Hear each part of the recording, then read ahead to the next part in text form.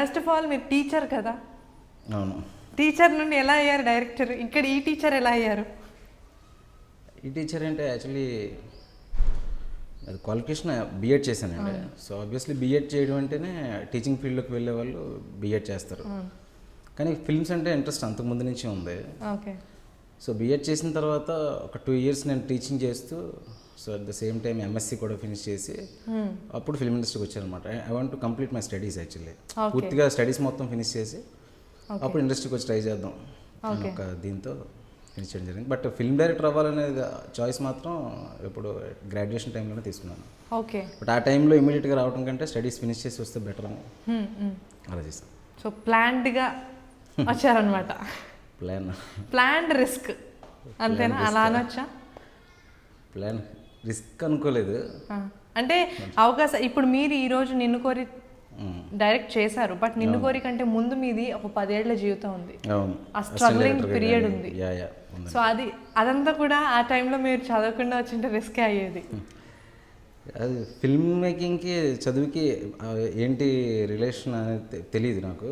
నా వరకు అయితే మాత్రం మా ఫాదర్ యాక్చువల్గా బాగా హైయర్ స్టడీస్లోకి చూడాలని నన్ను బాగా ఆయనకి ఇది. సో మరీ హైయర్ స్టడీస్కి వెళ్ళకపోయినా అట్లీస్ట్ నేను ఫిల్మ్ ఇండస్ట్రీకి వెళ్ళకముందు నేను కంట్రిబ్యూట్ చేయాల్సింది చేస్తే మా ఫాదర్ కూడా హ్యాపీ ఫీల్ అవుతారు. ప్లస్ మన ఎడ్యుకేషన్ కూడా ఎక్కడో దగ్గర రిఫ్లెక్ట్ అవుతుంది మనం తీసే సినిమాల్లో అని నా బిలీఫ్. కరెక్ట్. సో ఎలా నిన్ను కోరి ఎలా జరిగింది అసలు? ఫస్ట్ ఆఫ్ ఆల్ ఏ హీరోని, అంటే ఇప్పుడు మన నాన్నగారిని చూసుకుంటే ఏ సినిమాకి కూడా, అంటే భలే భలే మగాడివే కానీ ఎన్ని హిట్ సినిమాలు ఉన్నా కానీ స్టేజ్ పైన అంటే ఒక స్టేట్మెంట్ ఇవ్వడం అనేది ఇప్పటిదాకా చూడలేదు. ఇదే ఫస్ట్ టైం ఈ సినిమా చూసిన తర్వాతే అన్న టైప్లో మాట్లాడారు. దానికి ఏంటి రీజన్? మీరు ఎంత అంటే ఆయన అలా చెప్పగలిగారు అంటే అంత నమ్మకం దేనివల్ల వచ్చిందంటారు? ఇది right from the story narration దగ్గర నుంచే ఉందండి ఇంకా నమ్మకం, ఇంకా కాన్ఫిడెన్స్. కథ విన్నప్పుడు డెఫినెట్గా జనాలందరూ దీనికి కనెక్ట్ అవుతారు. అంటే ప్రతి ఒక్కరి లైఫ్లో కానీ వాళ్ళ ఫ్రెండ్స్ లైఫ్లో కానీ జరిగే కథలా ఉంటుంది. ఓకే. సో హ్యూమన్ ఎమోషన్స్కి బాగా కంటెంట్లో బాగా ఇంపార్టెన్స్ ఉంది అని ఆయన నమ్మారు. సో అందుకని ఇంపార్టెంట్ ఏంటంటే ఒక ఆడియన్ లాగా ఆయన ఎక్సైట్ అయ్యారు. ఓకే.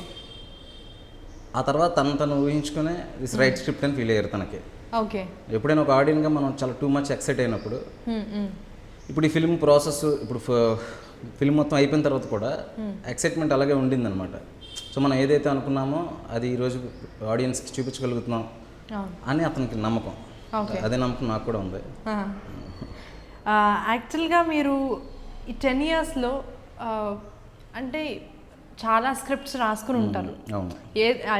10 years అనే కాదు, అంతకు ముందు నుండి కూడా మీరు రాస్తున్నారు అని చెప్తున్నప్పుడు గ్రాడ్యుయేషన్ దగ్గర నుండి కూడా ఇన్ని స్క్రిప్ట్స్లో నేను విన్నాను మీ స్పీచ్ కూడా. అంటే ఒక 7 years దగ్గర చేసుకున్న ఏ కథ రాసుకున్నా నానిని పెట్టుకునే యూనో ఆ హీరో నానియే అనుకుని రాసుకున్నారు. డ్రీమ్ హీరో నాని అని చెప్పారు. ఈ కథే చేయాలి, ఈ కథ అయితే ఇది యాప్ట్ అని ఎలా డిసైడ్ అయ్యారు? అంటే నిన్ను కోరి స్క్రిప్ట్కి ఇది నాని చేస్తేనే కరెక్ట్. అంటే అసిస్టెంట్ డైరెక్టర్గా నేను సినిమాలు చేసిన తర్వాత వన్స్ ఫీచర్ ఫిల్మ్ డైరెక్ట్ చేయాలని చెప్పి ట్రయల్స్ స్టార్ట్ చేసినప్పుడు అండి అది చాలా కథలు ఉన్నాయి. ఓకే. చాలామందికి అనుకునేవాడిని. బట్ ఏంటంటే కొన్ని కథలు వచ్చేసరికి ఈ కథలు నాని ఈ కథలో చేస్తే మాత్రం ఆ కథలో ఉన్న యాజిటీజ్ ఎమోషన్ వస్తుంది అని ఒక స్ట్రాంగ్ గట్ ఫీలింగ్ ఉండేది అనమాట. సో ఇప్పుడు ఫర్ ఎగ్జాంపుల్ 6 years 7 years ముందు రాసిన స్టోరీ ఉందనుకోండి, అందులో నాన్నగారిని ఇమేజిన్ చేసుకుని ఒకటి అనుకున్నాను అనుకోండి, ఇప్పుడు ఆల్మోస్ట్ ఒక 6 years తర్వాత 5 years తర్వాత చాలా ట్రాన్స్ఫర్మేషన్స్ జరుగుతాయి. అదే స్క్రిప్ట్లో అవ్వచ్చు, లేదంటే అంతకంటే ఎక్సైటింగ్ పాయింట్ ఇంకొక నాకు రావచ్చు. సో నాని గారికి కథ చెప్పే ముందు ఒక 1 year మెంటల్గా ఈ కథతో ఎక్కువ ట్రావెల్ అయ్యాను అనమాట. ఎందుకంటే ఇప్పుడు కరెంట్ జనరేషన్ సెన్సిబిలిటీస్ ఎమోషన్స్ని ఎక్కువ ట్రిగ్గర్ చేస్తుంది అది. ఇప్పుడు నిన్ను కోరి ఫిల్మ్. సో ఈ జనరేషన్కి రైట్ స్క్రిప్ట్ రైట్ టైం అనిపించింది. సో ఆ కథలో ఉన్న సెన్సిబిలిటీస్ ఆయన కనెక్ట్ అవ్వడం, సో అట్లా ఫిల్మ్ వచ్చింది అనమాట. ఓకే.